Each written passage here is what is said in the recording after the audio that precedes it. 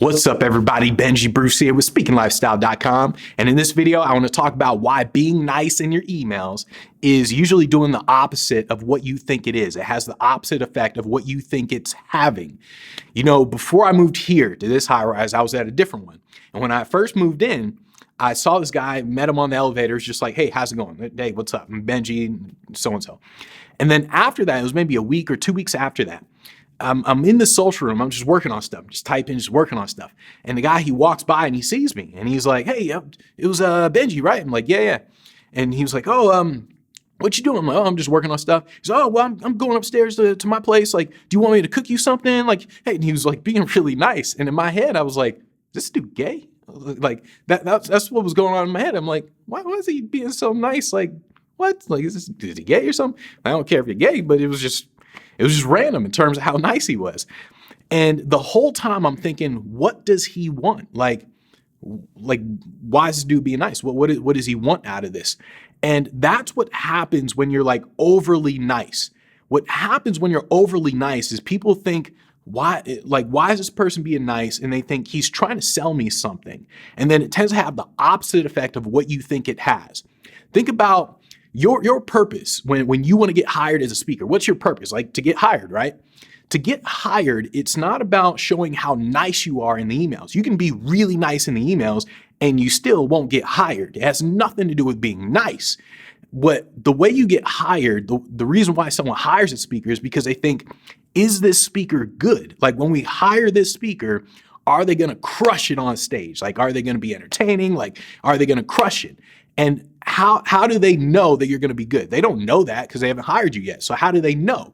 They do that based on like how in demand they think you are and like your status in terms of like they're looking at things like that in terms of, okay, if he presented on Oprah back in the day and he's on the news all the time and he looks like freaking Tony Robbins, and yeah, you look like you're in demand.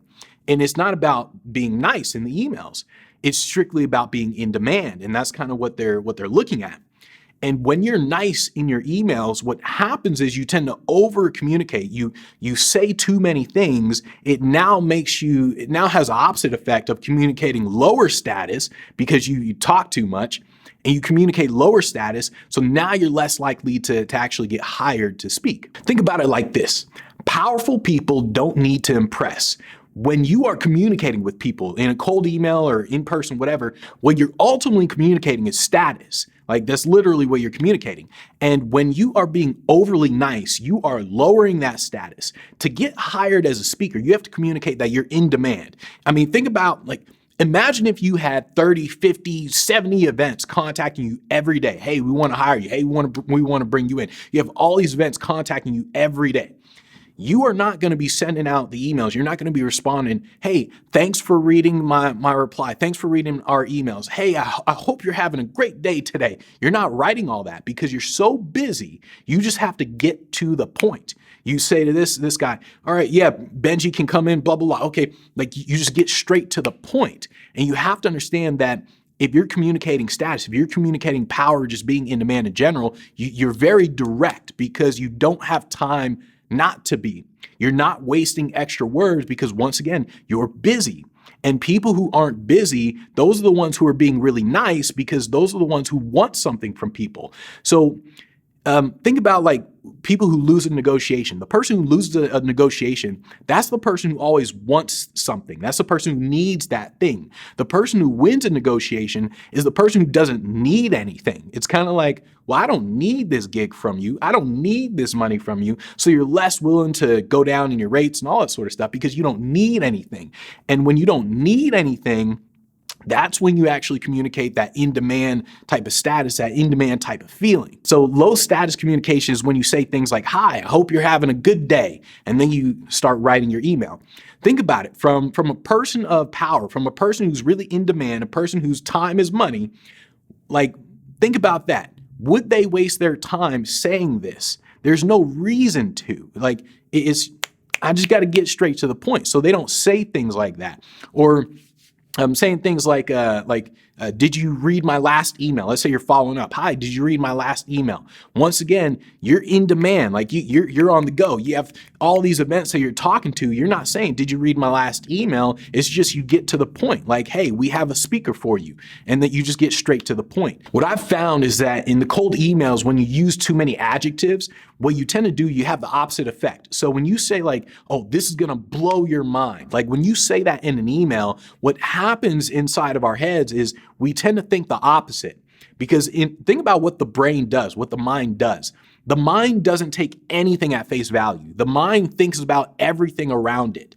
So when someone says, oh, this is going to blow your mind, people are going to think, oh, really? Is it really going to? Or, oh, maybe it will. Like your mind thinks about all the different aspects of it. It's not just, oh, it's going to blow my mind. Oh, I'm sure it will. Like that's not how the mind thinks. The mind is like, I mean, really? I mean, I don't know. Like, so that's how you want to think about like using extra adjectives and using extra words in your cold emails.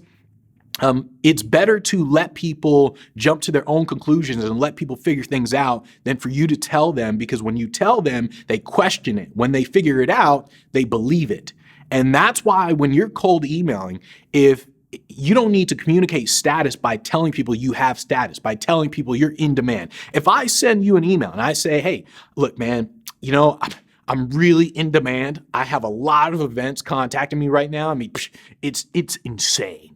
Then what's going to happen? If you're reading that, you're going to question it. You're going to say, is he really in demand? I mean, I don't know. I mean, like you're going to question it. On the other hand, if I just say like one sentence or even worse, let's say someone says, hey, we'd love to hire you for an event coming up next month. And I just say, oh, I'm sorry, not available. Thank you. Well, they're like, oh, God damn. Like it instantly communicates, oh, this person's like really in demand. And it's kind of like what you don't say communicates that you're in demand. And when you're too nice in the emails, when you communicate with too many adjectives and you say, hey, I hope you're having a good day, what you're really doing is you're wasting their time. Someone who's in a position of power, they don't like people to waste their time. And when you write like all this stuff and you use all these extra words, adjectives, even just saying, hey, I hope you're having a great day, they think, get to the point. Like, why'd you email me? Like, what's your point? It's not about having a good day, not about, oh, my family, like, hope your family is doing great. You don't know my family, you don't know me. And so they're thinking, get to the point. And someone who is in demand, someone who is truly, truly in demand, they don't say these things because one, they don't need to, and two, they're just not thinking about it. Like once again, imagine that you have 30, 50, 70, 100 events contacting you every day, and they want to hire you. You have to respond to all those events, and you got to sit down like, oh my goodness, like you're in a rush to respond to everybody. Oh, I got to hurry up, get all this stuff done.